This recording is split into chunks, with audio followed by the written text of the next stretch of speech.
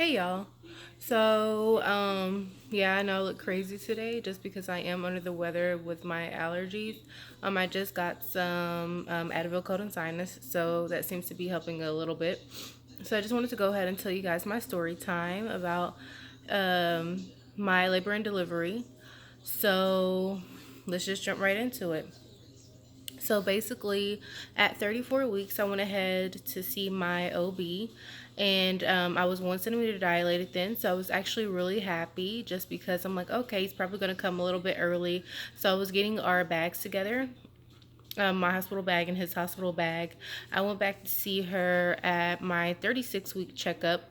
I was still 1 centimeter dilated. So I was like, okay, well, hopefully, I'm only 36 weeks. Okay.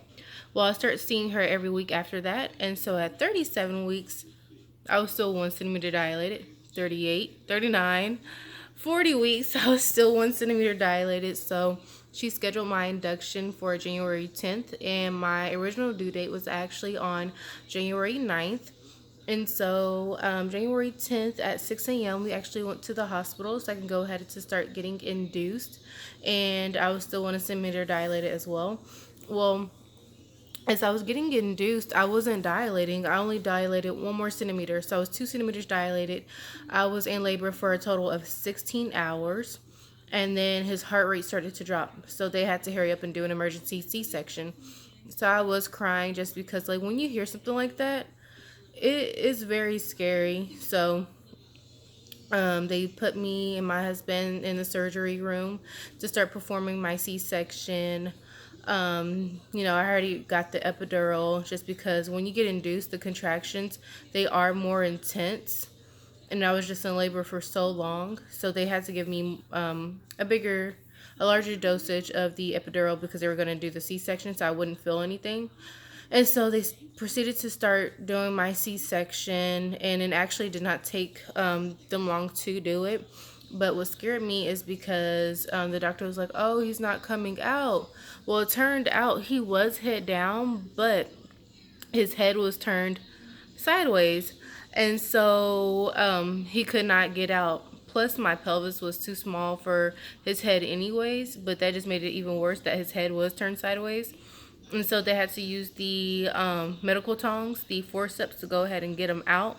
And his poor little face was just bruised so bad that just hurt my little feelings. And so right when he was born, my husband got to hold him first because I had to get stitched up.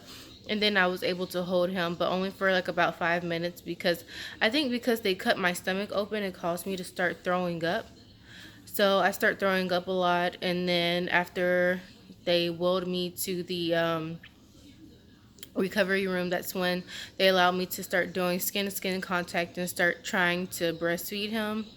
But the most beautiful sound that I heard when they finally got him out was him just crying, and he let out a big loud cry, and I was just crying because I was just so happy. And I was just like, thank you, Jesus, because I was just like scared. Like, this is my first pregnancy, my first time going through this, and then to hear, oh my gosh, we have to do a C-section because his heart rate is dropping. It was just so scary. And so we stayed in the hospital for like 2 days, and I was just ready to go home. I was just like, I'm tired of being here. Like, I don't know, it was just kind of depressing being at the hospital, actually. But I was just like, oh my gosh, like I can't believe like I just went through this. Could not believe that I was a mom. I was just so happy just to see my son. And so it's just amazing what women's bodies just go through. Like, it really is amazing.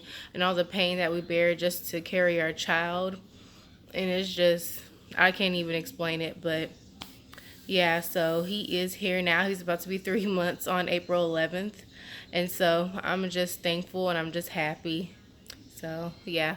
You guys just let me know what other stories that you would like to hear. I do want to talk about after the aftermath of having him, about how